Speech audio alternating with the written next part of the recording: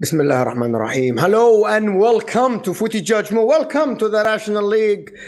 Oli Watkins and Cole Palmer off the bench to actually win it for England, to give England a second final in a row in a Euro. Who believes that could have happened? Actually, Southgate now is almost becoming a sir, is almost being knighted in like 3-4 days, and people will have to call him Sir Gareth Southgate, and then he's going to join Manchester United. We all know the story and what is going to happen. Listen, we're here to analyze the England game, and also, can they win against Spain? Is it actually we are proud of the boys, or they have to win against Spain, being the better team actually on paper? But listen, I'm here with Rory, Nobbins, and Dan, of course. Tom is still in Germany with Terry, of course, with the Football Terrace. Hopefully by next episode, he will be here with us. But big up everybody that joined us. If you're watching this now, hit that like button now. If you're watching this in the replay, like the video before you go in. You know, we're doing early just to get it out of the way, to talk about the game, right? How is everyone doing? Are you guys all happy and I am exceedingly happy. Yes, very great performance, great results. Lovely, lovely, lovely. Yeah, good times never seem so good. Where do we start, though? Where do we start? Who wants to start like it's coming home? Start there. Listen. Oh, yeah. I don't know who I want to win in the final. I just, to be honest, I don't care. England, so we're happy, Mo. That's the correct answer. Yeah. Just because I have friends that are English, like you guys, Tom, Terry, and other guys as well that are English. But probably some English fans will be unbearable, to be honest with you. Really? Some people are already unbearable. You can tell, right? Some people already unbearable. I will be. Let me ask a question. Let's start with a question that I asked yesterday. The people, Giuseppe on the football terrace came and said, "No matter what happens, I'm proud of the boys. We're proud of the boys." He's English Italian, and I completely disagree with that notion. Completely disagree with that notion. Just completely. The reason why: this English team, on paper, right, is the best team in the world. On paper, the best name, best player in La Liga, best player in the Premier League, top scorer of the Bundesliga, along with Trent, the best right back out there. You know what I mean? Declan Rice, one of the best DMs, and a lot of other things. You know what I mean? England, the bare minimum is for actually them to reach the final. And actually, England need to win this trophy. I know that Spain with Lamine Yamal and Nico Williams. If you asked me before the tournament who's favorites, everyone said England. They're the best team. So England is a must-win. I'm not here putting pressure, but this notion is that we're proud of the boys. I don't know how you guys feel about that. Should there be accountability pressure on their best players in the world to win the tournament? I give an example of 98 Brazil versus France, right? I don't know if any of you watched that. Brazil had an amazing team at that time. There was R9 and there was Rivaldo. Bebeto was still there. They had an amazing team. And Donga, which is some of the players that won the World Cup in '94. When Brazil lost the final, it wasn't like we're proud of the boys. It was, we are disappointed, even though it was in France. That is the notion that should be. I know that there's pressure on the players, but that is how people are. Like, if it was me, and I have this generation for Egypt or however team I support, you should demand. It's the same as what we're having for the Premier League. If Man City don't win the Premier League, it's a disappointment. Because if you have the best players, you should be winning the tournament. That's how I view it, to be honest. I think the Brazil analogy is interesting because, to be fair, France in '98 also had Zidane and Petit and Vieira and Desailly and Barthez, etc. So I don't think that's also the fact that Brazil are Brazil and they expect a hell of a lot on the international stage. Yeah, that generation, Nobens, if I remember correctly, didn't even qualify to World Cup '94. That French generation. Yeah, but I think it changed, Mo, because they even had like a young Henry and things like that come through for the '98. Yeah, young Henry. They just had like but still, my point about it is that Brazil at that time were like, we're disappointed. Of course, it's not like a failure, but we're disappointed. No, of course, I keep hearing that. I keep hearing that, but I see Nobens' point that the other team as well is good. It's not like they're not a bunch of scrubs at the end. Of course, we'll be disappointed but from my perspective, but if we play against Spain like we did against the Netherlands, then I will be disappointed, but I'll still be proud of how we're playing. I was really not happy, and I made that known. I was really not happy with how we played in the group stages. I was not happy with how we played against Slovakia. But the last two games, I've been very happy with this with these England performances overall, especially relative to the previous games. I think that some of our better players have stepped up, which is fantastic to see. Southgate is still making interesting calls, but he's getting better as well. I think he's got a system which has helped to remedy some of the issues he made in terms of the squad building. So if we lose, as long as we play like, again, like we did against the Netherlands, I'll personally be happy-ish, and I will be proud. Obviously, I'll be disappointed, but I'll still be proud of how it performed. Yeah, if we play like we did against Italy like 3 years ago, then I won't be proud, and I'll be a bit upset. But like when we got knocked out to France a couple of years ago, I was happy with that performance overall. I thought we were quite good. Yeah, I think I will be. Yeah, like the performance needs to be there to be proud, right? And if we play well and Spain play as well as they've been playing so far and they nick it, then fair enough. I would be proud, but still frustrated. And yeah, if we don't win it, there does have to be some level of accountability. Because realistically, especially if England's history is anything to go by, you're not going to get many shots at a major final, right? The fact that we've had two in the space of, 3 years technically is almost unheard of. So for England. So at some point, when you're in the final, you've got to win it, right? There has to be a level of accountability for these lot because there's no guarantee that we make a final in the next few tournaments after it, even though we probably do have a good squad to try and do that. So, yeah, I think if you look at it on paper, I think that one thing I would say is that the likes of Nico Williams and the likes of Lamine Yamal, they don't have the experience of a final that a lot of these England players have. You know, a lot of this squad were at the last final. They should have learnt from that, and that should benefit England. And I think we could do it. You know, I think we've been getting better as the tournament's gone on. Yesterday, I thought first half we were finally clicking. I thought Mainoo, Saka, Foden was finally clicking much better. And there is a thing with Southgate's England that we do tend to play better against better teams. Like when we're coming up against better opposition, that tends to elevate the game. So yeah, look, I think as long as we play well, I'll be proud, because a final is an achievement. You look at the teams that haven't made the final this year. I mean, Mo, you say England have the best team on paper. I still think France have the best team on paper, and they perform poorly all tournament. So yeah, I'll be proud if the performance is there, but regardless, if we don't win it, there has to be accountability. What about the performance yesterday? Like, who would you pick out, or the team that said that played exceptionally above?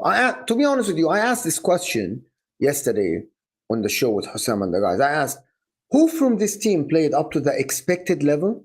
And who are the players that actually at the current moment have not met the expectations or had the biggest gap between the expected level and how they play? Who are the players? If you're ranking players, who are the players that are like, you're expecting, for example, you're expecting an 80 and they perform as a 50, for example? That's a different than a player that is expected a 50 and played at a 40. You get my point. Like, who are the players that literally perform? Because I'm hearing a lot of names, and the reason why I'm asking this question is that I asked that yesterday. Saka is, in my opinion, the only player that exceeded expectations is Kobe Mainoo.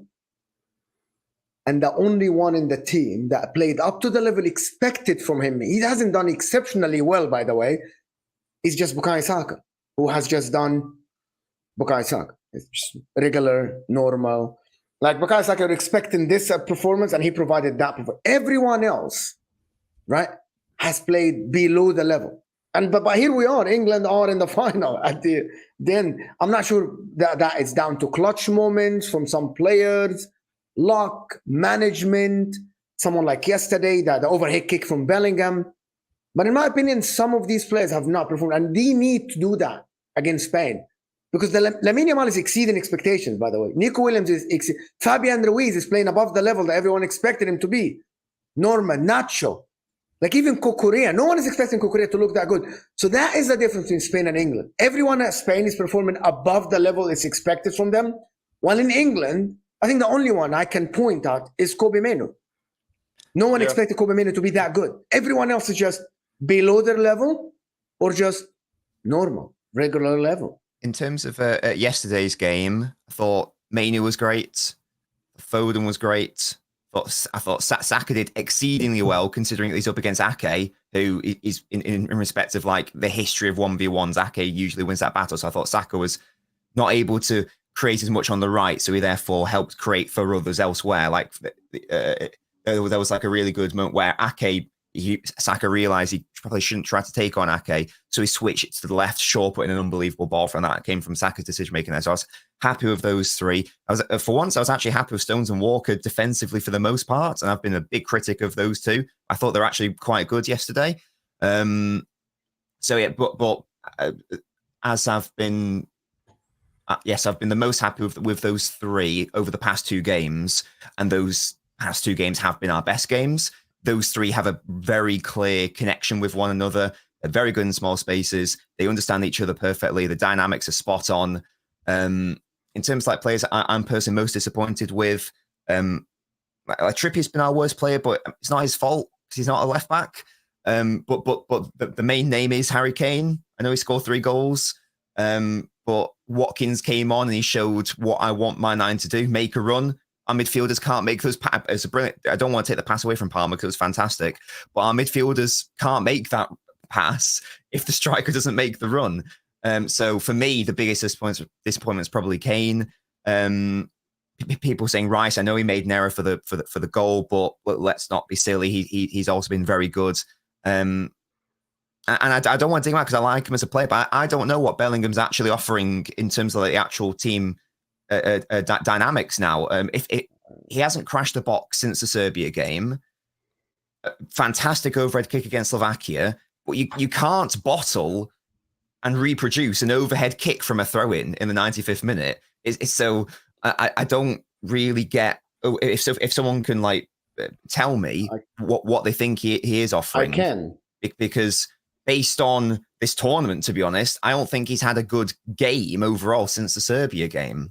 That's how I've seen it. I don't know what Dan's nodding. I can let the other guys talk, but I can actually present the argument I presented yesterday. Every player on the pitch for every single team in the world has a role and has expectations. I'm just going to give you an example. Kyle Walker's expectations is to provide the speed and the physicality in the transition for the opposition and defend.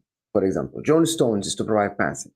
Declan Rice is to stop the opposition and do the interceptions and the tackles and stuff. Kobe Mainoo is to dictate the game, complete a lot of passes, and get the ball from the defense. This is what people mistake Jude Bellingham with other players, with number 10s, because he plays in the midfield. Jude Bellingham, when he won Player of the Year in La Liga, didn't win it because he looks aesthetically great, or because he drives with the ball, or because he dribbles and gets nutmegs or get assists. Jude Bellingham, what Jude Bellingham offers you is points, means clutch moments. He might not get involved. He might be just the guy that just scored you the goal. Same as Haaland, for example. Haaland for Man City, yes, he's the number 9, but what he offers on the pitch is just, he can get you the 3 points. He can get you to the second round within 1 minute. He can also stretch the opposition and create space for others, though. Jude Bellingham. So I need more than an overhead kick. So that's not measurable. What you're saying is, so my point about Jude Bellingham picks up the ball in decent areas sometimes. He doesn't look aesthetically, but I think he drops deep. And by the way, he gets involved in the defense as well, presses, right? He runs a lot on the pitch, but he might not do the amazing pass to the forward. He might not do the amazing shot from outside the 18, but he passes the ball around, gets involved, always an angle, by the way, for his teammates. And then he provides the clutch moment, which is, without Jude Bellingham, England would not be in the final. Basically, clutch moment. That's what he offered Real Madrid, by the way. All season, by the way. Lots of Real Madrid fans saying, it doesn't matter if he's not involved with Modric and Kroos and Camavinga, because we know when the moment comes, Jude Bellingham is going to be there to score the goal. And that's what we need from the guy. He isn't Vinny Jr., who's going to dribble past 3 guys. I'm going to be honest, that the one that disappoints me the most is Harry Kane, because Harry Kane is supposed to be providing assists, and he's getting involved in the wrong areas. He isn't providing assists, and he can't run, and he isn't making runs, and he isn't even holding up the play, by the way, which is something he used to do as Spurs. To be honest with you, and this is what you're going to get upset, Nobbins, is that if I asked you, what is Foden's job description that he wants? Hold on, just let me finish. Let me finish. And I'm gonna. By the way, this is not an agenda. This is the reality that some fans don't want. Hold on. Yeah, that's all the point. But that's the point. At the end, he had the good half. In the first half, this is what Foden did. He hit the post, unlucky. Good game. Made a good run and couldn't finish. Should have finished. Right? Should have finished that because it was his left foot and it failed him a little bit of the control. But at the end, Dumfries stopped it on the line. And then had passes. At the end, for this whole tournament, the best player of the Premier League, the one that Man City said he carried us for goals, right? And he carried game. And when Haaland was out, Phil Foden was there. He hasn't provided a goal or an assist. What Foden did in the best half he did yesterday, and it's the only 45 minutes, is that he passed the ball around. He was an option. He kind of penetrated a little bit. But at the end, there was no final product. He didn't provide a big chance created for anyone. He created one chance for himself where he shot from outside the 18. Unlucky, hit the post. But other than this, he looked aesthetically great on the eye because he was always there. By the way, he completed 100% of his passes, by the way, yesterday. About 50-something passes. But at the end, Nobbins, Phil Foden, at the end, his job description is to score goals, make assists, create big chances, but he didn't do that. This is why, for me, Phil Foden, yes, he had a good game on the eye, but at the end, the product is not there. It's not there because Harry Kane is not running. But at the end, when you didn't have Haaland, Phil Foden should be the guy scoring goals. If Harry Kane is dropping stinkers and dropping deep, the one I'm looking at to score the goals is the guy that is the best player in the Premier League. That is the argument. Right.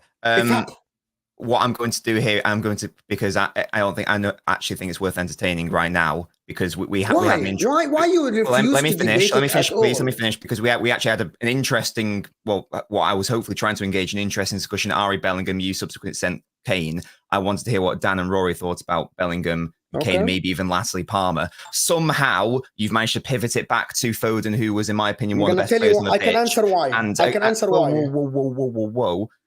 You play him in his best position. He's one of the best players on the pitch. It's one of Mainoo's best games as well. It's one of England's best games as well. So by definition, this is what Foden's offering. But I can go into more specifics of it. But I would rather, in the first instance, at least hear what Rory and Dan have to say about the discussion prior, because I feel like I spoke a lot and I didn't get Dan and Rory's thoughts on Bellingham, Kane, and their thoughts on the issues for England. I think Bellingham's suffering a little bit because in the kind of new system that we've gone to over the last couple of games, Bellingham's responsibility is much more out on the left. And I think we saw with Foden early in the tournament, sticking anyone out on the left, they're not going to do well when Trippier is behind them, especially, which was the case in the first half. I do think he's there for the clutch moments. I think if you're looking at almost any player in the world that you'd want to be in your team going into a cup final based on what we've seen over the last year to 18 months, it probably would be Jude Bellingham, because it seems like it's his personality to come up with that moment. And in the case of Harry Kane, the problem is now people are like, well, he's tied for the golden boot. That's just what he does. If he doesn't get a penalty yesterday, which in many people's opinion isn't a penalty, he has an awful game. Without that penalty, he had an abysmal game again. I have literally almost like-for-like screenshots from the Switzerland game and from the game yesterday where Saka gets to the byline, pulls a brilliant ball back across the 6-yard box, and Harry Kane isn't even in the box yet. And this is where I feel a bit sorry for Foden, because Palmer came on at the same time as Watkins and benefited from everything that Watkins brings that Harry Kane doesn't bring. So for me, he needs to be dropped. He looks unfit. He looks uninterested. There was another time where the ball dropped in the box, and I think Van Dijk beat him to the ball, and it was like, it just looked like he's just not switched on. It's weird. It's bizarre to see it. So I think he's been the biggest underperformer. If we go back to the kind of overperformance, underperformance, I think Mainoo has been the biggest overperformer alongside Guehi. I think the fact that Guehi came in, ahead of Maguire, who was injured, there were questions over Guehi. Some people just don't rate him in the first place because he's a Palace player, and that doesn't come with the same sort of, whatever. But for me, he's been the defender of every defender, the one that's been, needed to come under the least scrutiny. And I think that's a big credit to him. So he's been a big overperformer. I saw Southgate talking about the way that Saka defended yesterday, and that's something that people just don't even care about because they just look at goals and assists. But he was talking about the fact that throughout the game, Saka started the game defending as a right wing back. Then halfway through the game, he had to defend in the midfield because Netherlands added an extra player to the midfield. And then by the end of the game, he was defending as a right winger, and how impressive that was. Other overperformers, underperformers, I agree with Trippier. I think I feel for him because he doesn't have the legs to be a wing back in the first place, let alone on the wrong side of the pitch for him. Rice, I think, has been fine. I think he gets disrespected because for some reason now people just want a CDM to make Busquets-esque passes 24/7, which is just not his role in the team. And outside of that, I think everyone's getting better. The main thing is everyone, I think, is improving. And hopefully they do go into the final. Yeah, I agree with most things both of you guys have said, to be honest. I think players are starting to look better as the tournament's gone on. I think obviously we've seen even the coaching staff look a little bit more competent as it's gone on as well. I think it's been a struggle. For the group stage games were sort of all over the place. The players were coming out saying they weren't sure of what they were meant to do. But I feel like every game, every sort of issue that's been mentioned by the group stages in the knockout rounds, it's kind of been remedied the next game. So we spoke about Southgate substitutions. Last game, they came a little bit too late. This game, they probably came at the right time. So he's kind of getting things right. I have to back Southgate. He's got this tremendous trust in every single player. and ultimately they're rewarding him for having that. And I think he's building this real core, tight-knit group, which we kind of questioned at first because everyone was sort of saying, like, is that disappearing? Is the harmony gone now that Southgate's worked so hard to get? And he's kind of brought it all back in and shut the whole squad out away from the press and sort of getting them back to being where we've seen England teams in the past sort of 6 years. It's another final. So it's absolutely exceptional that we've got there. Like Rory said, for England, that just doesn't happen. Most countries, like it's rare. I mean, Spain did it before, didn't they? And won both, 2008 and 12. So that's the caliber of squad we've got. We've got a squad that's on par with that because we've been able to get there. Yes, we're living for the moments, but ultimately that seems to be a way that Gareth Southgate's identified to get his teams to finals or big moments in these tournaments is by having players step up in big moments, and good players do that.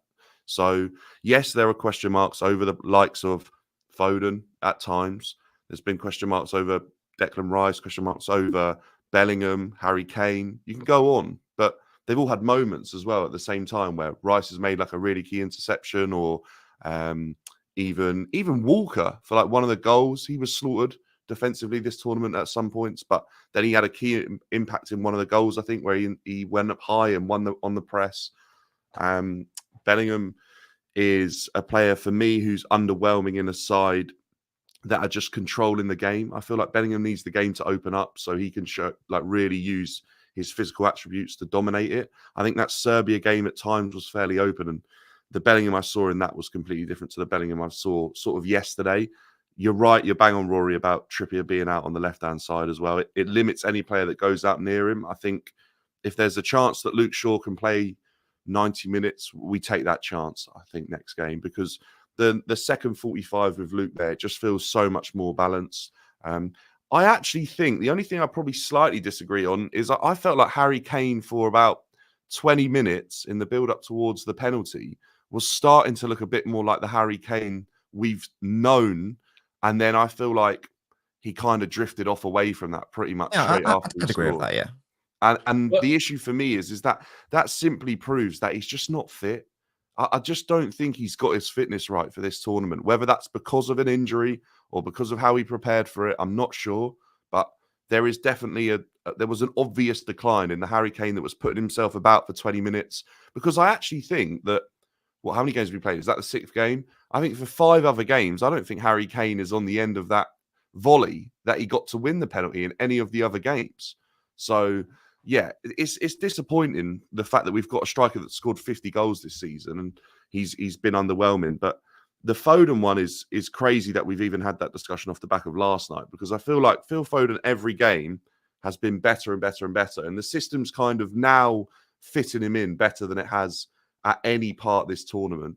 And he was literally millimeters away from scoring yesterday on 2 occasions, might I add. And both of them would have been pretty unbelievable. One, didn't he meg the guy in the box? So that one, the one off the line, I think is a bad miss, because his first touch leaves the ball behind him, and then he has to keep trying to get the ball back. And yeah, he did very well to then get around and get the shot off. But actually, if his just initial first touch had got it out of his feet instead of behind him, I think it's a very easy finish. So I thought I think Ali McCoist was, raving about his excellent feet, but actually it was a poor first touch that cost him. But yeah, I still think for him to be able to get himself into that position from where he was with all the defenders around him, I think it was good. The second shot where he hit the post, I honestly think that would have been better than Lamine Yamal's goal. It was exceptional the way he turned on that and hit it. So look, I've got this weird feeling. I'm going to put it out there. I think Phil Foden scores in the final. I've just kind of been seeing him improve. Yeah, well, look, if it doesn't happen, it doesn't happen. But I'm going to say it because I just think I've seen Phil improving with every game. And on the trajectory off of how he's been this season, it's been Phil Foden's season. And to be honest with you, if that moment comes, every player that's been big for England or is a big player has had their moment. Phil Foden's still waiting for his, and maybe it's there to be taken in the final. You just don't know. You don't know how it would happen.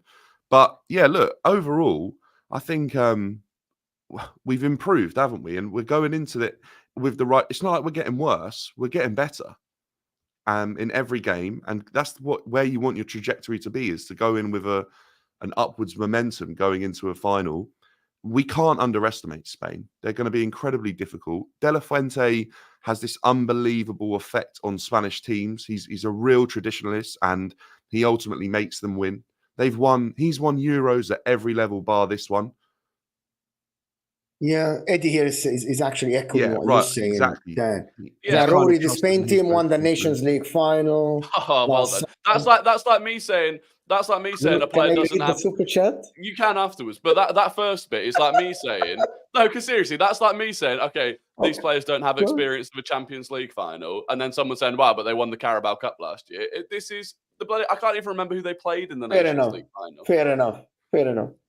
De La Fuentes has won the Euros under 17, under 19, under 21s with Spain. 5 of the players in the squad have been with him winning.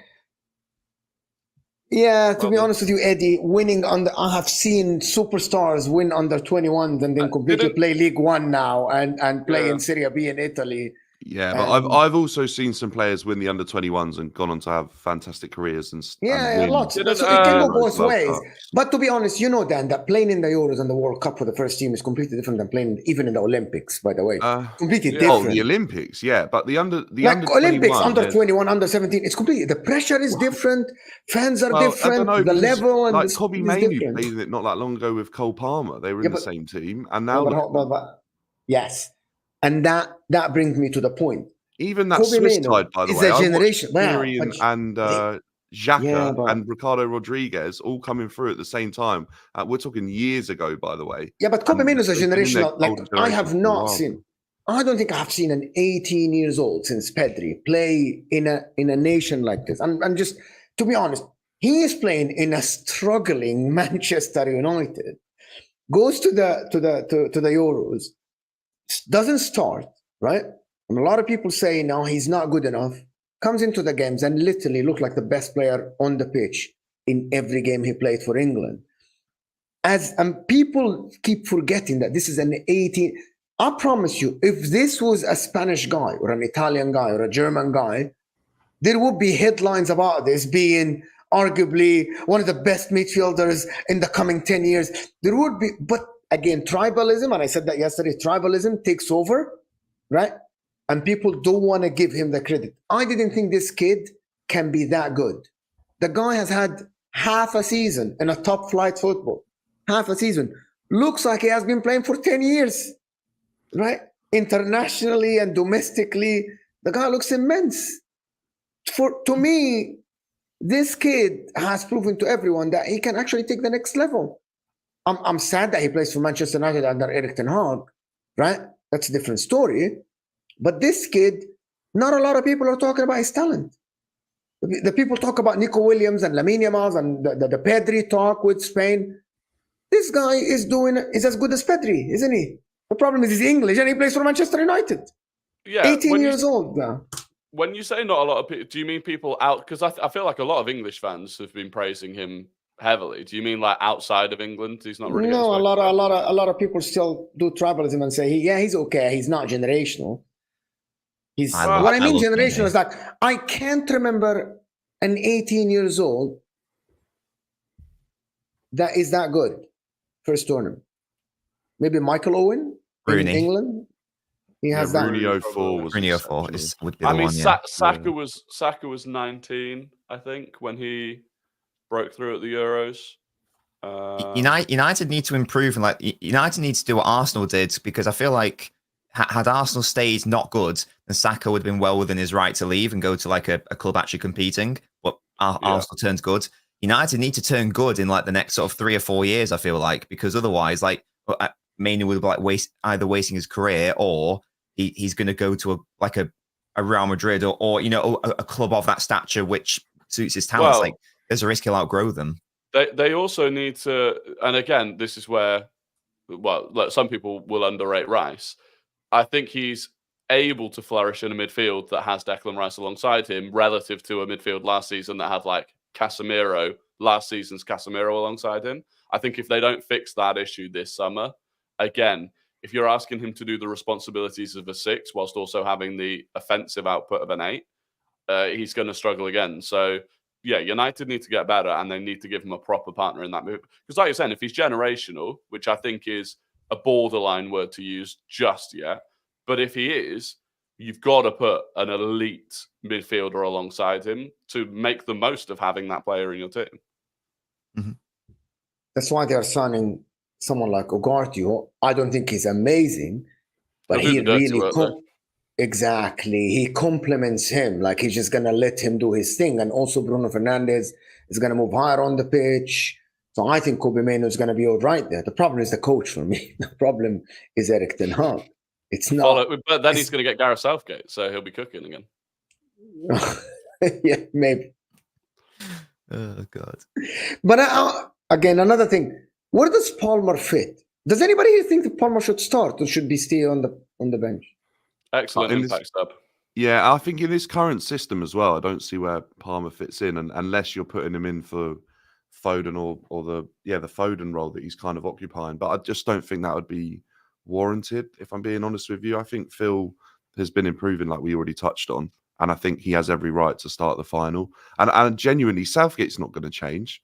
This squad's got him to a final. As much as all of us have moaned, this group of players and people that he's trusted in all these people to get in there. They've done it. He's going to reward them for it, and he's going to say, look, we might go into this as underdogs, but there will be a moment for one of you. Take it, because you've done it so far. This is how we win this. We're going to struggle. We're going to go behind in pretty much every game we've played in a knockout game, but you're going to fight back, and one of you will get that moment, and you're going to need to take it. And I'm sure that's what he'll be saying to them. So he's not changing. And if he turns to Cole Palmer and says, look, I'm going to bring you on. You've got 10 minutes to win me the game. Go and get me an assist or go and score me a goal. He'll trust in Cole Palmer to do that because of what he did with 10 minutes to go yesterday. For me, that's the wrong approach, by the way, just for me. Bring him on late as well. As an impact, it also means that if we go to penalties, that's a guaranteed penalty scored as well. So I'd rather have him available to bring on than he get tired and have to bring him off. For example, I think that. So I agree with what Dan said. I think that's another factor as well, potentially. I think the majority of England, the majority of England fans I've spoken to, agree that Palmer should come off the bench unless they put Chelsea ahead of England.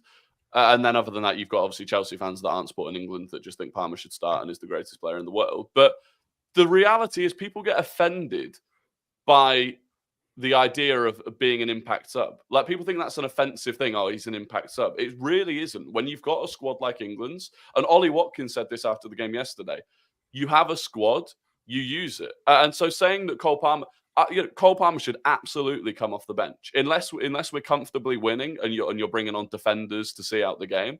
Cole Palmer should absolutely come on as an impact sub because he's shown that he can and will make an impact. That's not playing him down at all. It's just the way that it works best for England. So yeah, people get offended by it, but it's a compliment. Yeah, and it would also be mad to change midfield dynamics on the eve of the tournament. I think the absolute most we should do is, as much as I've slagged off, critiqued Kane, I still think he should start the final. The only change I would make is Shaw for Trippier, but I don't think that's controversial. I think that's just obvious if Shaw's fit. Apart from that, again, I've been a big critic of Walker. You don't make any big changes on the eve of the tournament. That would be stupid. It would be suicidal to do that. Would you be shocked if Trippier started though, Nobbins?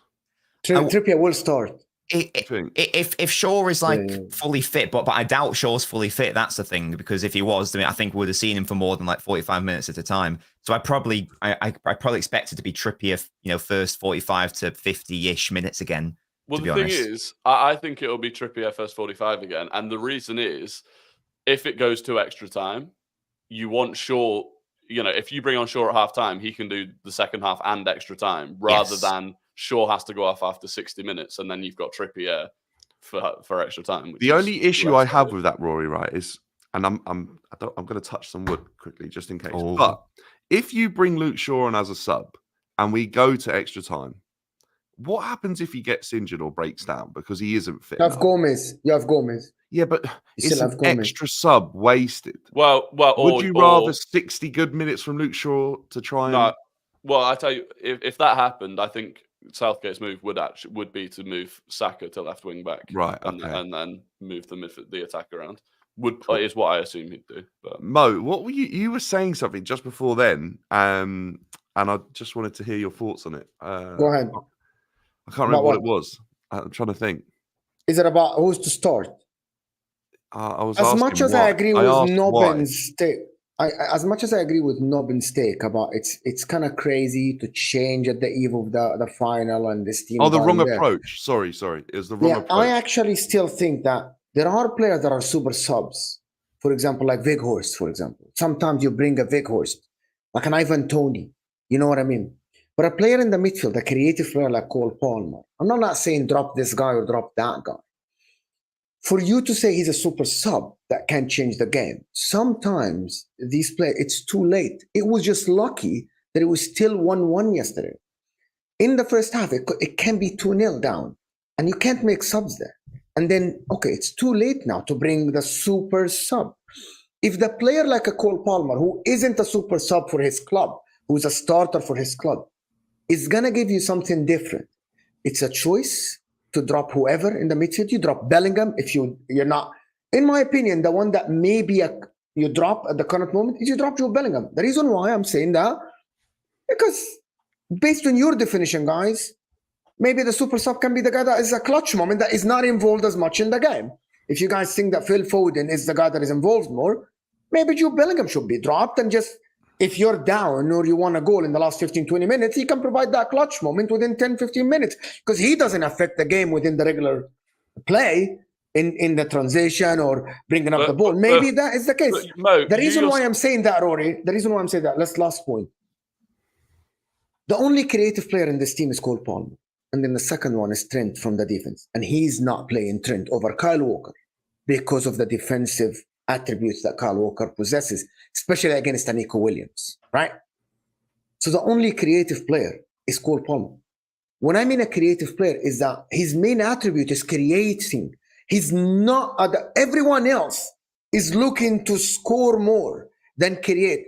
Cole Palmer is the one, in my opinion, in this team has an eye for a pass. When I mean a pass, is that final pass that will put someone one-on-one or will put someone in danger place. He's the best in this team, the best. I disagree with a few things there. I don't think he's the only creative player. I think that's disrespectful to Foden. Who else? Foden, Saka. Foden is not even Bellingham, by the way. He's been really creative for Real Madrid this You season. guys think that Foden, Saka, Bellingham, they are as creative as Cole Palmer, even close? Yeah, no, I think Saka. How would you? Sorry, Rory. How would you define Phil Foden as a direct a Jamal? Do you think he's a Jamal Musiala type player or an Odegaard type of player? Which one? I think your scope for creativity is too narrow. For example, when Walker should have been onside and Saka should have had another goal, Foden created that chance. He wouldn't have gotten that ball. He slipped into Walker, but Walker was offside. Now Walker crossed that ball, but Foden created that chance. So that won't come up under the expected assist metric. In the same way that the Switzerland game where Foden switched it out to Saka, Saka crossed it, Kane wasn't in the box. Foden won't get a metric to his name, but he created that chance. So I think that your definition for creating for me is too narrow. Saka's a great creator. Bellingham can be that. For Foden can be that. Mainoo can be that. I also think Palmer just as much as the others.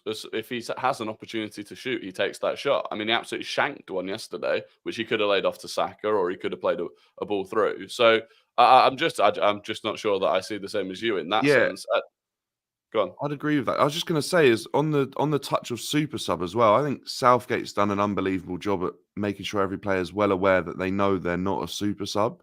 Like they're not there, they're there to have a massive role and an impact on the game, whether they play 20 minutes, 10 minutes, 5 minutes, or just come on to take a penalty. He's done this fantastic job at making sure they're all well aware that there's no disrespect here. They've all been picked for a reason. Ollie Watkins was probably thinking, I didn't have a bad game when I come on first time. And then Tony's played instead of me, but Ollie's had his moment again. And it's a huge moment. So Southgate has to be applauded for that because, like I was touching on, this is a really key group that are there for everyone, no matter how many minutes they play. they're a group, and they'll take 5 minutes if it means they can win a game. They're all that good, by the way. We're talking about Ollie Watkins, who scored 20 goals this season. He's good enough to take that moment. Yeah, and also in games like this, when he's bringing you on with 10, 15 minutes to go and you're drawing, he's not just saying you've got 10 or 15 minutes. He's saying, I trust you for the next potentially 45 minutes. That's it. Cole Palmer was coming on for penalties, wasn't he, in Southgate's and mind? The whole of extra time. Exactly. And then the final thing I disagree with, Mo, in terms of you yourself spoke about what Bellingham, in terms of Palmer for Bellingham, you yourself spoke about the impact that Bellingham has in the midfield in terms of doing that extra work. And I think he offers significantly more in that sense than Cole Palmer does. I think if you've got Palmer, Foden, Saka does do the defensive work, but I think that makes you far less defensively secure than if you've got Bellingham. So as much as you could say England could be 2-0 down, and therefore there's no chance for Palmer to be an impact sub, equally, Foden could have scored twice in that first half. If Walker had kept himself an inch on side, like Nobbin said, Foden plays a big part in Saka taking the lead. So, yeah, I just feel like, I don't know, I feel like you're trying to squeeze Palmer in. Yeah, but I'm really, by the way, I am trying. I think the other thing for me is that... By the way, I am not denying it. I'm actually trying for a reason, because I think he can make the difference. He can, but I believe that none of them can make the difference as much as he is in that setup, in my opinion. I'm going to tell you that there is Foden slipped Kyle Walker there. I believe Cole Palmer plays 90 minutes, does that 3 times, not once. Someone plays one through pass. Walker's not there. That was the one time Walker was there. So you saying Palmer would do that 3 times? Well, then he'd be playing it out for a throw-in because Walker wasn't there more than once. You guys are assuming that, to be honest. But I actually think Cole Palmer is the guy. But Bo, the opposite, depending on who you're trying to squeeze in, the opposite of that is I could very easily say if Foden is still on the pitch when Watkins makes that run, Foden plays the exact same ball and Foden has the assist. So you can say you would that's just complete guesswork based on your assumption. It's based on how I watched last. The player has to be there for the pass to be received. Based on how I watched last season. Yeah. That's the thing. Because I build my analysis and I build my conclusions based on how I watch the game. I might disagree with you guys. I might watch the game differently. The way I watch Phil Foden and I watch Cole Palmer and Bukayo Saka is that Phil Foden is brilliant like a Musiala in terms of being direct, can actually get you a goal here and there, can actually someone who can make the difference by himself as well. Well, I think Cole Palmer, in my opinion, can make others make the difference by him providing an assist or getting you a creative big chances. By the way, Foden, I don't think Foden has created a big chance. I can't remember a big chance. I get what Nobbin said. Cross for Slovakia. I get what Nobbin said. Yeah. Okay. So maybe that's the one I forgot then. This is what I think, to be honest. I think Foden maybe need to play with Cole Palmer. Maybe. I don't know how that happens. But again, listen, this super chat is not me. Jill Luke is saying, if Palmer went through the whole Euros with 0 GA and 1 good game, 1 good half, Rory would be screaming for Foden to start, hilariously disingenuous. By the way, the incredible thing here is I've been accused all season of having a massive Foden agenda, and now apparently that agenda's just switched to Cole Palmer for no apparent reason. Fucking idiots, honestly. Absolute I don't think there's any agendas, to be honest with you. It's just complete. I actually think it's not an agenda. I think you guys don't have faith in Cole Palmer yet as a football player as much as Phil Foden. We've got faith as much as Foden. If anything, we've got more faith because we trust him to be the difference maker off the bench. I think what I'd also say is that against Spain, we are going. Let's be honest. We're going to have a lot less of the ball. So every time we have the ball, it is crucial. Now, Palmer is a player who makes things happen, and that's fantastic, obviously. But I don't know if I want that sort of play to be starting against Spain because, again, Palmer is the sort of player who will try to do something, like a De Bruyne. He would try to do something, or Bruno Fernandes try to do something. But ultimately, it can work out brilliantly, but it does also lead often to turnovers. And if we already aren't having a lot of the ball, Yeah, he's a high risk I don't know player, if I isn't he, want Watkins? Palmer on the pitch starting. If we need, can't speak. If we want him to make something happen off the bench, it's the perfect game state for him. But a big criticism of Foden from Pep Guardiola, especially this season, has been the lack of pauser and lack of knowing when to release the ball and when to hold on to it. And now it's the exact opposite. I've actually seen some people say that he's almost too slow, but actually that's what England needs at this stage, and that's certainly what we're going to need against Spain when we are going to have, I don't know how much of the ball, like sub 45%, maybe like 40% or even less of the ball. For me, that's why, as another reason why I'd love Palmer off the bench, right? So he's got the message, make something happen for me. And now it doesn't matter if you lose the ball because it's the risk versus reward is worth it. Yeah. Also, just to touch on, if we're suggesting that Palmer was to replace Bellingham, I think Palmer doesn't quite have the name that gains instant respect yet. And I think someone like Bellingham would worry Spain. They're well aware of him. A lot of them would have played against him this season and seen a better Jude Bellingham than we've seen in this tournament as well. They'll probably be talking about him in the camp as one of the players to be worried about.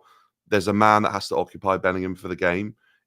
Bellingham physically, I know, can dominate every player in that Spanish midfield 100% if he's up for it, and he puts in a performance like he did against Serbia. I know it's a different kind of game, obviously, and the pressure's completely different, but the Bellingham I saw dominate that midfield on his own in that first game could definitely do that against this Spanish midfield. Yes, they can move the ball quick and we're going to have to be efficient in our press, but like Nobbin suggested and alluded to, they're going to have a lot of the ball. They're going to have it higher up the pitch. If we can transition, someone like Bellingham will be essential to that, like he's been for England in previous tournaments, like he's been for Real Madrid. I don't think you can't risk removing him.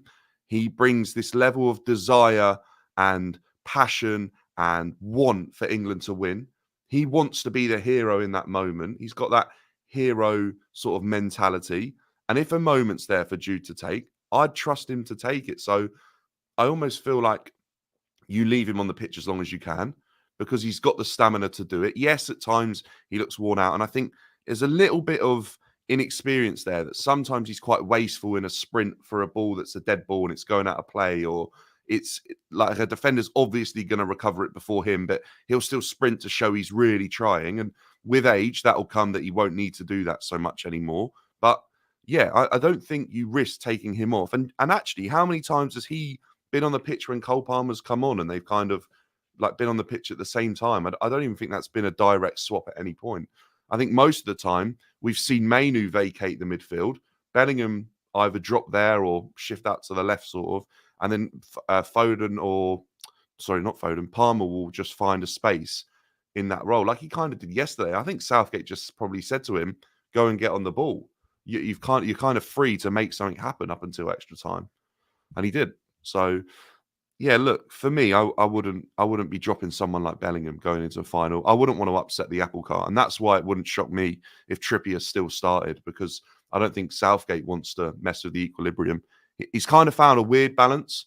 With an imbalanced side, he's starting to find a balance now in the fact that they're familiar with each other and are understanding of how they're playing and are aware that who they can rely on to step up in the moment. So, look, it's going to be tough. It's going to be really, really tough. And I was probably more confident going into that Italy game 3 years ago than I am against Spain. But the one thing we've got that Rory touched on earlier is that these players have been hurt before, whereas a lot of the Spanish, I think Nobbins might have said as well, a lot of the Spanish players haven't been affected by that yet. They've not been in a massive game and lost in terms of for Spain. I don't think they've been there as recently as England have. That's probably so the players are more similar. And they're going to want to do it because that Italy game really hurt when ultimately we should have won that. And I think lessons have been learned.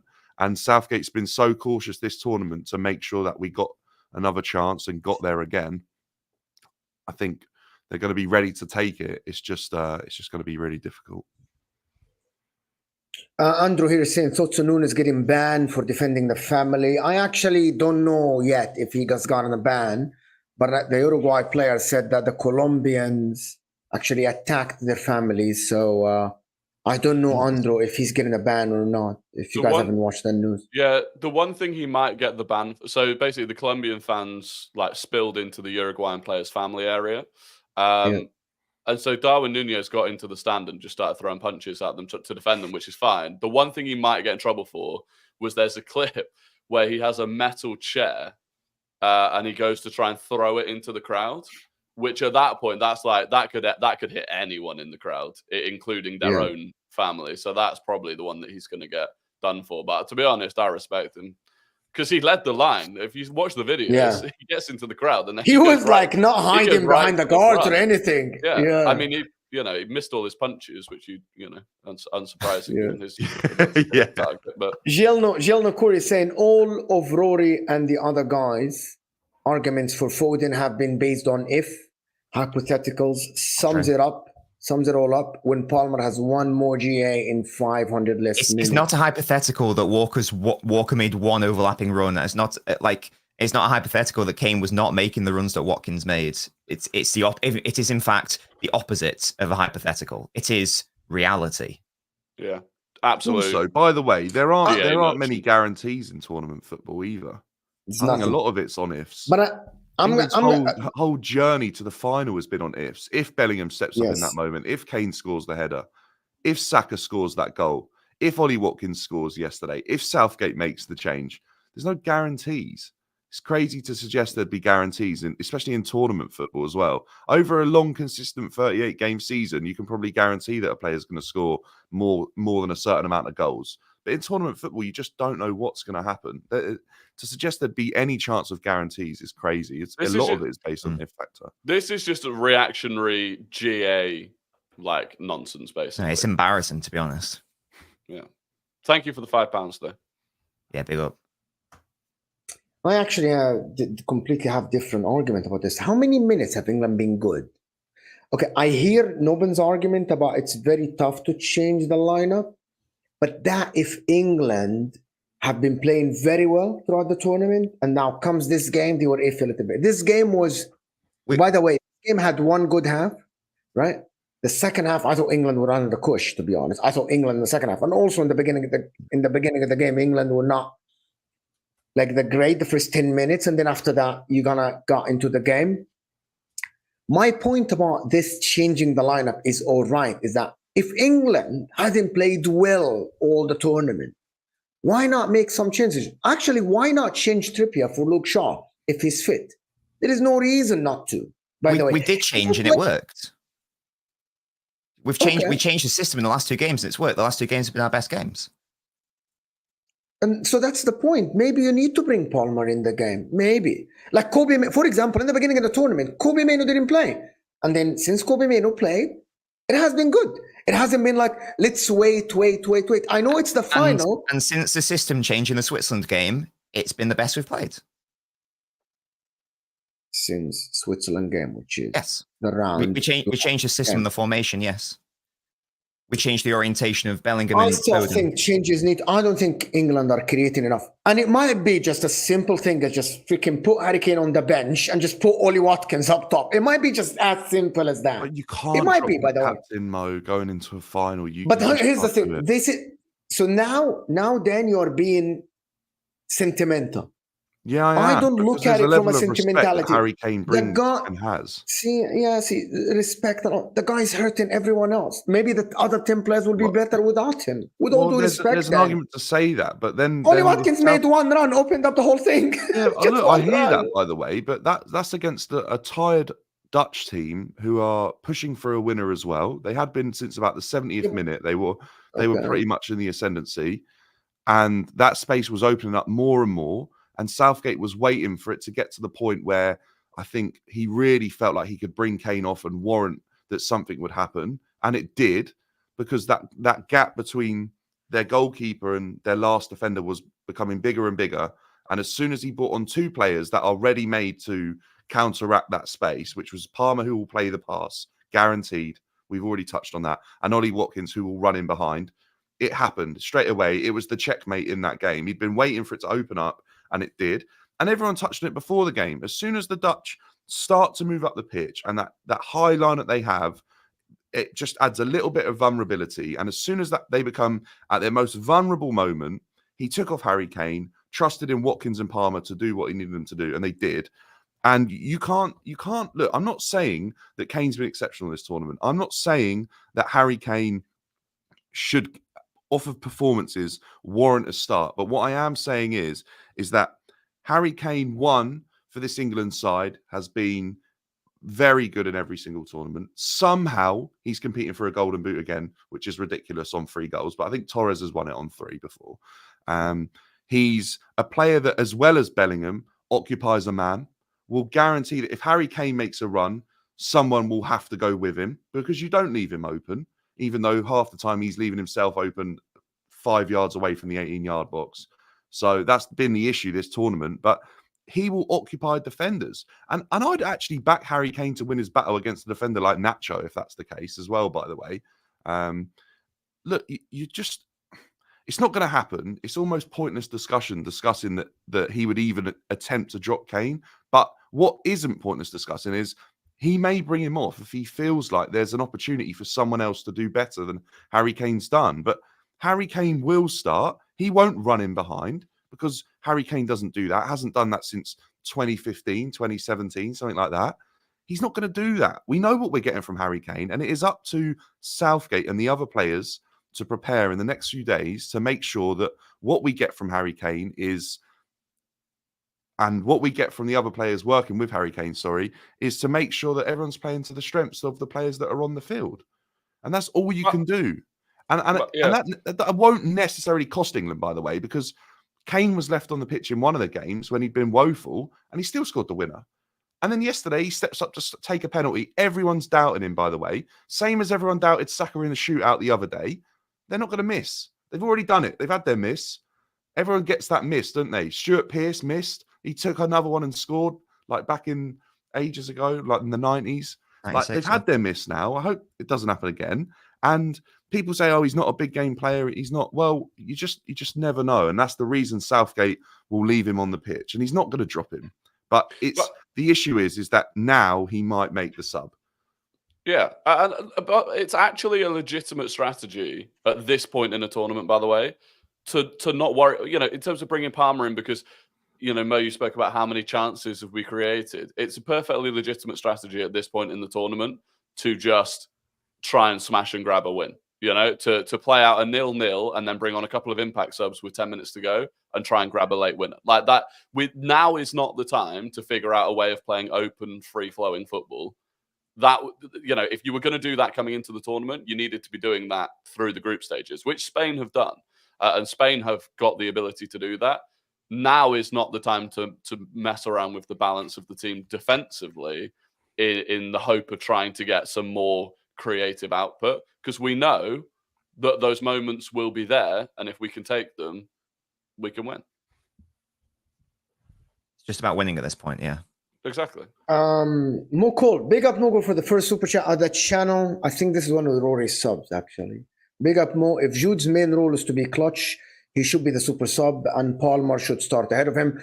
So for that point, Rory actually countered my argument about this with a very fair argument, that saying that Jude actually offers more than just being clutch by running, pressing, getting involved in the defensive work, and he has work rate that is, Cole Palmer is not just going to be providing that. Moko. So that was Rory's argument, which is actually I actually agree with, to be honest. Because actually I checked the stats, and actually he completed more passes than a lot of people. He had more ground duels won and more aerial duels won. So Jude Bellingham has done the work defensively as well. It's not only clutch moments, especially yesterday. Good to see you, Rory. How did he do on footy yesterday? I had a stinker. Yeah, I had a stinker as well. I had a stinker. That is it's a new 7-a-side FPL type game, but I used all of my boosters on Saka and Gakpo. So not a good day at the office, but we don't care. Definition of hypothetical is to say Foden would have done anything different if there were more overlapping runs. Ethic, Jesus. Jill, I don't know what the argument is there, though, because it happened once and he did it. I don't know what the argument is anymore. The evidence is there. It happened once and he did it. Mo's point was, well, Palmer would do it 3 times. Our counter to that was, it's irrelevant if the player's not there to make the run. It's not a hypothetical to say that Walker only made one overlapping run. He made one overlapping run. Yeah. What about the other players? You're assuming this Walker is the one that's going to do overlapping. I'm not going to go into this argument again. I think we have to assume that overlapping run isn't coming, and we have to play in a different way. But there are other players. Saka makes runs. I think Trippier yesterday made some runs forward. I think Bellingham made some runs. They do, but if the pass never came, that's why I want Cole Palmer is there, to be honest. And by the way, Harry Kane should do that. By the way, Harry Kane is the one that, based on his years at Spurs, Harry Kane should be the one providing that pass to Saka or Trippier or even Foden, but he isn't. Which is, I think, England. That's why I say Harry Kane should be dropped, to be honest. He isn't providing anything. And I believe, by the way, he won the penalty yesterday and scored it. He won again. He won the penalty. Yeah. He was another forward to win the penalty. That penalty was won because the defender is stupid. To say that, Mo, because it's another what if. But Harry Kane is in that area because he's not dropped deep to go and link up the play, and he's there, and he looked sharper for 20 minutes, and he was in the area. He just had a shot from about 25 yards out, which is a typical Kane shot, which we don't see. That was never going in. It doesn't have to go in. But it tests the keeper. It bounced right in front of him. He had to parry it. You're picking hairs now, Dan. To be honest, you're picking because I'm just gonna argue one thing. Any striker, any decent striker, and I'm assuming England have decent strikers, and Oli Watkins and Ivan Toney would be in Kane's position to win that penalty. That is a striker's job. If Haaland is there, he wins the striker. If Morata is there, he wins the penalty because you are supposed to be there. Harry Kane doing his job at that moment or being there doesn't give him a leeway on the other shit stuff that he does when he switches the ball and jogs and not even run to be in the 18. That's what he does. Yeah, but what I'm saying is for 20 minutes, he was alert and he was making that run into the box and he got himself there. And obviously there was a chance to shoot and he got fouled and won a penalty. Then he stepped up to score his penalty. This isn't someone that offered nothing yesterday. This is someone that offered a good 20, 25 minutes and then started to decline. I'm not doubting that. What I'm saying, though, is that he isn't fit. It's quite obvious to see because we know that we've all seen Harry Kane offer more than 20, 25 minutes in a game. But the issue is that Southgate can make the sub now. Whereas before, I would say probably in the group stages, he was kind of reluctant to, wasn't sure what he was bringing on in Watkins, wasn't sure what he was bringing in Toney because he hadn't given him really fair minutes in the build-up to the tournament in terms of friendlies and qualifiers and all that sort of stuff. That now he's seen him in the tournament and he knows what both of his subs to replace Kane can bring, and he may utilise those substitutions now earlier. If he feels like Harry Kane's got an hour, he'll give him the hour. And then he can trust in Ivan or Ollie to come on and do something. But the issue is that Harry Kane offered something yesterday, even if it was for 25 minutes. He offered something in one of the other games when he was on the pitch for like 110 minutes by scoring the winner. And that's why he won't take him off. It's not that he offers nothing. He offers leadership and respect from the opposition, which are huge. People underestimate what that is. So the fact that Harry Kane can make space for other players just because he's Harry Kane is huge. If Harry Kane drags a man away from the box or enters the box and occupies a marker, that frees up the space for a Bellingham. It frees up the space for Saka to drift in and find space there where he cuts inside. It's difficult to suggest when that's going to happen, and it is an if moment. But Harry Kane offers that just because he's scored 50 goals in a season. He's scored 30 goals in a season. People are concerned that if they leave Harry Kane alone, he could hurt them. And he offers that, which sometimes players who aren't as globally well known as Harry Kane aren't going to attract that kind of respect. Yeah, that's a fair argument, to be honest. Just don't involve Trent. Mookie's saying, big up Mookie. Thank you so much. Let someone else be the one to blame if England lose. I think it's a shame that Southgate at the current moment cannot use Trent, in my opinion. But I don't know where would he fit. That's a shame, by the way. The fact that... But I don't know where would he fit, though. That's a different story, though. But I don't think it's going to... But I think this is... He's not going to use the guy. He isn't going to put him in the final. He isn't using him. Unless he's harsh that a player that good is going to be left out, right? Because we've all tried to fit Trent in. But the difficult thing is it's kind of the same as the Cole Palmer argument, that none of us have sat here saying that Cole Palmer's not good enough to get in the team. What we're saying is it disrupts the balance that's somehow been found in an imbalanced team. And it's just the same. If we put Trent in again, it could disrupt things. The issue is that Trent's a very good player.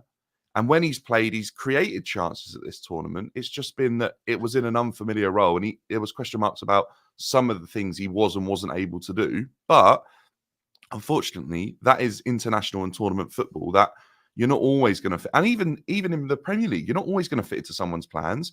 And you have to move on if that's the case. Trent, one thing, and this is I think. Can you tell can we get the likes before you go on, guys? We have like 500 people here who aren't even on 200 likes.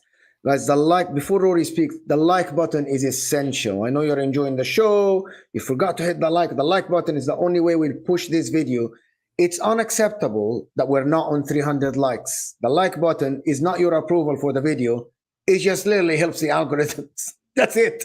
It just does that. It doesn't give me money. It doesn't give me a mark. I don't get a star after the show if you like the video. It just helps the algorithms move the video to a new audience. So hit that like button, people. Come on, don't be cheap.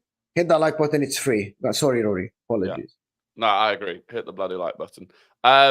But no, one thing I was going to say, I think so much of this is because there's so much Premier League club bias involved in all of this. And I'm looking at so many people in the chat that aren't interested in England or England's success, but they've got biases for their clubs.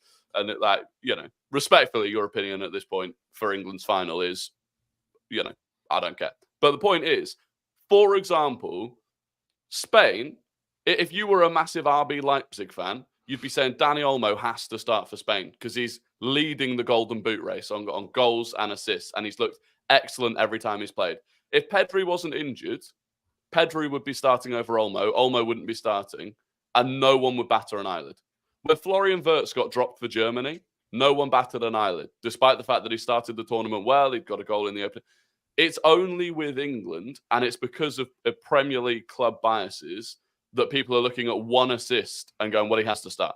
He has to start. It doesn't exist with other countries. You wouldn't be saying Dani Olmo has to start for Spain if Pedri wasn't injured, because you'd say they've had balance in that midfield with Pedri, Rodri, and Fabian Ruiz. So it's just this, it's been one of the worst parts about the Euros, has been having these constant arguments that are just fully fueled. It's very tiring by club bias. And you guys think that, so for example, you guys think that I actually suggest something because I like a club or I don't like a player. No, I'm not talking about you, man. It's okay to say that. It's okay to say. It's okay. No, I'm talking about people online, not you. Because I represent, for example, I don't support England. I don't like Spain. I really don't care who plays well, who plays bad. I vouch for Foden at the end-to-win player of the season over other players, Declan Rice. But I see it, I would actually counter what you said, Rory, about maybe people are seeing it from outside and not being English is actually helping them see it differently. Seeing it through their club lens, I think. No, without emotions. But a lot of them, the only interest they have is about their club player. We're seeing England as a whole. They're seeing England as Cole Palmer and other England players, or as whoever else, and Trent Alexander-Arnold and other England. No, they are, because you see it in the chat. It's Trent's team and some English guys. Jack Mannion in the comments, who's probably had the worst contribution to any live stream I've ever seen throughout the whole duration of this. He's banging on about Arsenal fans abusing Ian Wright. I agree. Do you know the Arsenal fans that were abusing Ian Wright? Not English Arsenal fans. I made a video specifically calling out the Arsenal fans that were abusing Ian Wright over that comment. And I can guarantee you it was Arsenal fans that only care about Bukayo Saka and don't care about England, because Ian Wright was suggesting something that could work for England, because he's an England fan and wants England to do well. That's like you're backing up my point perfectly with what I'm saying. So thank you very much. The other thing is that we've tried to shoehorn players in before when overall the English fan base or abroad or whoever is making the statement that, look, the easy one is Lampard, Scholes, Gerrard. For years, people would say, oh, they all need to play on the pitch at the same time. And for years, the England team was worse off for that argument, because every manager would come in and listen to the public and try and make that happen. What Southgate's not going to do, he's not going to give in to that. If he can't get a player into his team, he isn't going to try and squeeze him in. And he ultimately, he did this tournament, and it hindered England for that reason. He's not going to do that again. If he has to give a player 5 minutes and that's all they're getting because he thinks that's the best for his team, then albeit. And you know what? There's not one person that can argue, because at times we would have all taken off Bellingham. We would have all taken off Kane. We would have all taken off Saka at certain points. And, oh, let's throw Cole Palmer on. He's had a great season as well. Saka's not doing much this game. Well, look, that might have killed Saka's confidence for the next game. That might have meant that Harry Kane didn't score a header. That might have meant that Jude Bellingham didn't pull off the bicycle kick. And do you know what? Southgate views football in a completely different way to, I think, genuinely 95% of the people that watch it. I think he's got his own methods, his own ideology. He's his own man, his own coach. He's got his own theories and beliefs. He's turned a lot of football into a science, into almost an exact science when it comes to penalties and things like that, because it's caused him so much grief and hurt in his life. And ultimately, he's got his team to 2 European finals, a World Cup semi-final, and a really tough game in a World Cup quarter-final against France, probably where we were playing our best football under him. This guy is making something happen, whether you agree with it or not. I've doubted him at times. Everyone's doubted him at times, but he's always backed himself to achieve, and he's done it. Like, okay, he hasn't got silverware. So you're praising Southgate now? Is that? I am praising Southgate for sticking to his own morals and sticking to his own beliefs around football, not giving in to what other people have said, not trying to shoehorn players in because of who they are and what they've done for a club, picking players and picking people for what they offer to him as a manager. And do you know what? There's something to be said in that. And it's proven by the fact he's now got this England team to a second and a consecutive final in the Euros, which a lot of people who are involved in football will tell you is harder than the World Cup to do so. Because apparently there's a smaller group of more competitive teams put together into a tournament. That's the argument, by the way, if you're not sure what I was mentioning there. But yes, I am. I'm praising him because you can't not.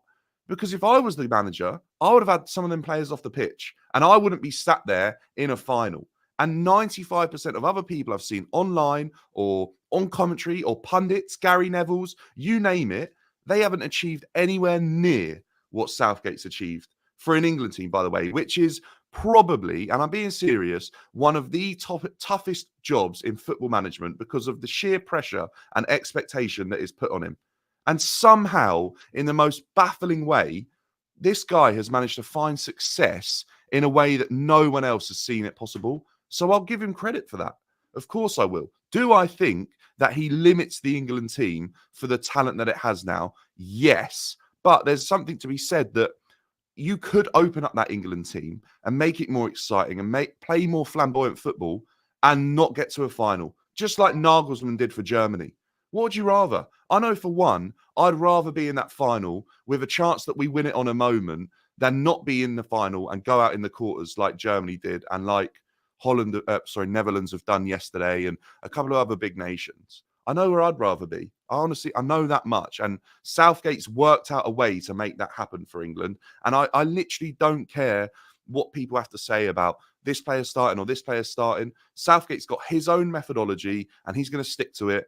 And it's rewarded him in the past to where he's got it, where he's been able to get this England team to. That other generations, by the way, for England have been far better. We've had far bigger name managers, and they've all failed to do what Southgate did. Our golden generation didn't even get close to this. Like, didn't even scrape close to finals or semi-finals. And Southgate, with players that... But this isn't England's golden generation, by the way, but it's a very good generation. Has managed to do unbelievable things. What Southgate did in Russia with players who he took that no one knew is unbelievable. And what he's done now, how many players, by the way, in this squad have got previous international tournament experience? It's less than the World Cup before. We've taken quite a lot of fresh-blooded players into this England squad. So, look, I will back him and I will praise him for what he's been able to achieve because I didn't think he'd do it. And at times in this tournament, I have really questioned him. And he's proved me wrong. He's proved me wrong because... Go on, Roy. Yeah, I think there are two sides to management, right? There's the human side and the tactical side. And I think we'd all agree Southgate on the tactical side, it is not an elite manager. But he is an elite manager on the human side. I don't think I've ever seen anything like it in terms of a group of players where even when things are going wrong and the crowd's on their back and the fans are on their back, all of them come out every time and talk about how much they love Southgate, how much they love playing for England, how unified the team is. And that can bring, it's not a coincidence that we keep coming up with these moments, that the team keeps absolutely fighting until the end, where we've seen other England teams in the past. You just don't see that fight. The going gets tough and they put they duck it and and we don't see that normally. And I would look at someone like Didier Deschamps, right? Who I think is a bang average manager tactically and has also pissed off the majority of the French squad at some time in their career. So he has neither the human side or the tactical side. And that's the reason that they're not in the final. I think when you look at Spain, I think they've probably got they've definitely got the tactical side, and I think they probably have the human side as well. But there is a balance to it. And look, if Southgate can keep pulling out these moments, but by having a squad that are just absolutely desperate to do well for him, then that's one way of doing it. Obviously, in an ideal world, you'd have someone that's got both. But, the majority of the time previously, we've had people that have neither. Yeah, I completely agree, Roy. That's a lovely way to summarize that point, I think. It's coming in. The way I'm looking at it is I get what Dan is saying. I just think that at the end, this generation has underachieved. Even so if with they the win, final and the semi-final. If they win, I'm gonna say it's there's no argument. Okay. There's no argument. This generation's only just started as well, to be fair. Like if you think like Saka, Rice, Foden, Palmer, even these are relatively young players, so they've still got plenty of tournaments in them. You mean that Southgate would have underachieved with the sort of spine group for of me, Southgate is the main reason. Your Harry Kanes and your Jordan Pickfords and your John Stones, that kind of player that's been with him since he took over for that period of time that Southgate's been in charge. Those players would have underachieved because, like Saka, Cole Palmer, they got years ahead probably with a different manager still, but. This generation that Southgate's been in control of, where he's had his key core of players, yes, if they don't win anything, they might have underachieved, considering how many times they got close. I'd hear that. But what I would say is that Italy game is probably the game where we can all look back on and say that that's where mistakes were made and we probably could have won that. That was probably our best chance. And we didn't take it. But sometimes you don't win your best chance because Chelsea against Manchester United didn't take their best chance. And then they turned up against Bayern Munich, complete underdogs, away in Germany, and won when no one saw them doing it. So sometimes it's not always your best team that does it, but you just got to take those moments when they come. We'll see how it goes, to be honest. I don't know who I want to win today. I haven't made up my mind. I'll make up my mind on Sunday. England. Rory talking club bias when Mo is an Inter fan supporting the argument. Palmer doesn't have to start, but dismissing the argument screams ironic bias. So, I mean, I specifically said that I don't include Mo in that because I understand that Mo is running a show, and specifically when the three of us have an opposite opinion, it's Mo's job to put across the opinion that other people have, whether he believes it or not. I'm clearly referencing people in the chat that have the initials of their football club in their fucking handle and scream nonsense defending their one specific player. Let's be, there's a difference here. Even if that was true, Ari Rory, that's not an example of irony either. By the way, no, that is also true. That's my biggest gripe with that. That's not ironic. Mo, I've got two solutions for you. One is that you wear a Real Madrid shirt with Bellingham on the back and just kind of around the two. And the second one is I've just had it up to here, Mo, with the constant drive for you to play Denzel Dumfries in that Dutch team instead of Jeremy Frimpong. Just to let you know, I don't think I have ever seen a fan of any club that hate one player and dislike one player like I dislike Denzel Dumfries for Inter, even though we won the league. He had such a weird game yesterday as well. Gave away the penalty, cleared off the line, also hit the crossbar. It was such a bizarre game from him. I actually think, genuinely speaking, this guy is the lowest IQ of any professional football player that ever played for a top club in the history of the sport I have seen. And by the way, it's not an exaggeration. I can't remember a player that played for a top club, and I consider my club one of the top clubs, I can't remember any player that has worst IQ or lower IQ. The guy is just not a smart guy. I don't know him outside the pitch. He might be the smartest guy off the pitch. I'm talking about what I see on TV, which is this guy on the pitch. He is one of the dumbest guys on the pitch I've seen in my life. And right? we knocked him out for you. And I actually think this guy, the one who chose him, you know when you're a kid and you go to the trials and your dad pays like £5 or £2 and you buy a ticket and then you go and there's 1,000 kids trying. Whoever chose this kid from the 1,000 kids that were trying out for football should actually be jailed. Not only fined, should be jailed, should go to jail, right? Because this guy committed fraud and he literally destroyed a hope of someone else that is more talented than this kid by choosing Denzel Dumfries as a kid to play football, right? This guy is absolutely abysmal. I can't wait to see him out of my club. The guy doesn't even want to sign a new contract, and we can't find a club to get him for the price that we want. And he won the league, he scores goals, he has assists, and he played in the semi-final of the Euros. And that's how bad he is. Man United were in for him, and we rejected £40 million last season. It's crazy, to be honest. It's absolutely crazy, to be honest. This guy is absolutely... By the way, just to get this out of the way, for everyone that is asking, why did I say yesterday on the Football Terrace that this is an absolute penalty? I'm not a referee, but I say that I know the rules. And I actually, instead of me just thinking it's coming together, Martin Clattenburg explained it, and I saw two other guys that I know, referees, that actually explained it very well. Denzel Dumfries didn't go to block the ball and Harry Kane hit his foot. Denzel Dumfries made a forward motion with his studs toward Harry Kane's ankle. That's why it was given. If he was standing still, raising his foot to block the ball, and Harry Kane took a swing and hit his foot, it's not a penalty. But because the motion, until Harry Kane even got the ball out of his feet, the forward motion from Denzel Dumfries with the studs towards Harry Kane's ankle, anywhere else on the pitch, it's a penalty. And probably it's a borderline red card, because you can break someone's ankle with that forward motion. But it was given as a penalty and a yellow card. People think it's soft. It's not soft. Martin Clattenburg in the beginning on Fox, I was watching on Fox, said it's not a penalty. It's a coming together because Harry Kane hit his foot. But when he saw the replay, and Martin Clattenburg is English, he said it's not a penalty.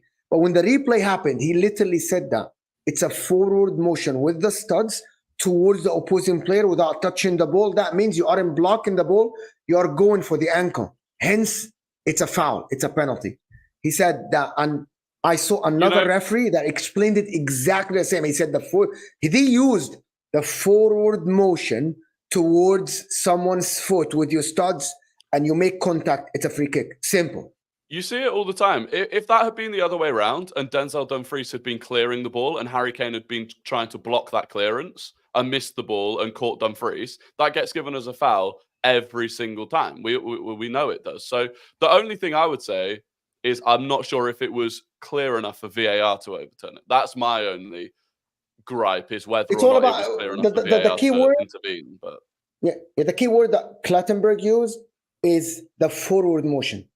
And that what made up the referee's mind. He said the referee is going to look into, is he going towards the player's foot or he's going to block the ball? You know, when you do sideways, you go sideways to tackle or something, trying to block the ball and the player hits you. That's different than you go into the player's foot.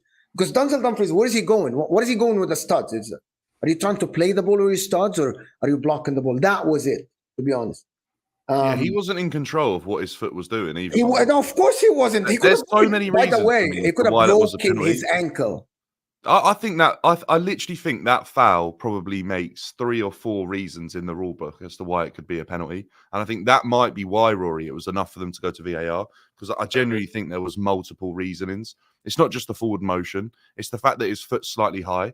It's the fact that it's out of control. It's the fact that is it a denial of a clear goal scoring opportunity? Potentially, because Harry Kane, without that player fouling him like that, can extend his leg all the way through the ball as he strikes it. There's so many different reasons. The fact I even heard people suggesting that it wasn't a penalty it was crazy to me. I think it's just a guaranteed pen. And do you know what? If I was on the other end of that and that was a penalty against England, I'd be able to sit here and go, yeah, it is. Like, what's he doing with his foot up there? And it's as simple as that. Like, your studs don't need to show at any moment. As soon as you show your studs, you are putting yourself at risk for a decision to go against you. It's as simple as that, isn't it? And then as soon as you start moving them forward as well, you're putting yourself in a bad position, and especially with VAR as well. But yeah, I think the issue is that it's the consistency factor, isn't it? Because we've seen that happen before and it not be a pen, and we've seen it given, like you said, for free kicks, and anywhere else on the pitch it might be a free kick. It's just the consistency. And what are you saying, Mo, that Mark Clattenburg literally changed his mind after he saw a replay? He literally, after watching the replay, see, that's the issue I have with Clattenburg, is he's a shit ref. But that's what he said. He said it's a clear and obvious error. He said that in the beginning, he thought himself thought it's a coming together. And he said the replay clearly shows that Donald Dumfries made the motion towards the player, not towards the ball. And that's why VAR was introduced, because of referees like him who are absolutely inadequate at their job. And that's the reason that he left Forest, because he was probably a shit consultant as well. Like, he's making mistakes there that he made as a ref. And we've had to introduce VAR into our game, which is ultimately the way it's been used is in an inadequate manner, especially in England and the Premier League, that it's hindering our game. It's for referees like this. Oh, I can't stand, honestly. That's me done on that one. Kane has been shit. However, if he scumbags a penalty in the final, England win 1-0, man will be top scorer and England and captain of the Euro champs. This is football for you.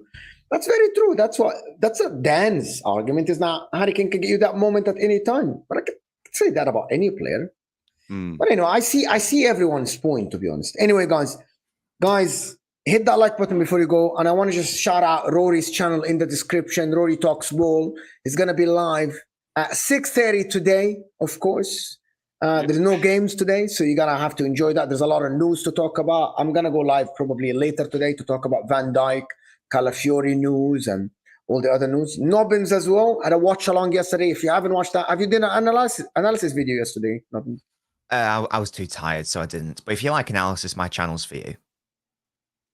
Nobbins in the description as well. His channel is in the description. Does a lot of analysis work. The season is going to start, and these guys are going to be putting content daily, and you guys are going to enjoy them. And Dan as well, Chelsea channel in the description. BDB Dan, of course, in the description. You're going to go and subscribe. This has been an amazing show, guys. Different arguments. We're all friends. We're just arguing together. We're having discussions. People in the chat, they think we're fighting. We're actually not fighting at all. But big up everybody that joined us. Make sure to like the video, guys, before you go. We can get us to 300 likes. I hope that you guys enjoyed the show.